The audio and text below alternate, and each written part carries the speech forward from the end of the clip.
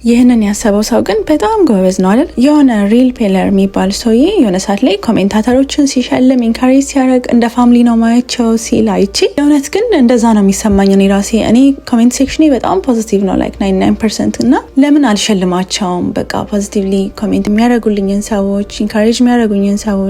በነገራችን ላይ እዚህ ጋር የምታዩትን ልብስ አክሰሰሪ ኤኒቲንግ ሶሬሌን ከታች ሜንሽን አደርግላችኋለሁ፣ መግዛት ትችላላችሁ። እሺ ወይም ኦርደር ማድረግም ማለት ነው። እና ዛሬ እስኪ ለነዛ ፖዚቲቭ ሰዎች ለምን በጣም የሚወደዱ ብራንድ ሽቶችን አንገዛላቸው የሚል ሀሳብ ኖረኝ። ለሁለት ሰዎች ነው የምገዛላቸው። ማን እንደሆኑ እስኪ ገምቱ። በዛ ላይ ደግሞ የትኛውን ሽቶ ነው የምገዛላቸው የሚለውንም ገምቱ። የምር አሪፍ ሽቶ ራሴን ተጠቅሜ የወደድኳቸውን ሽቶች ነው የምገዛው።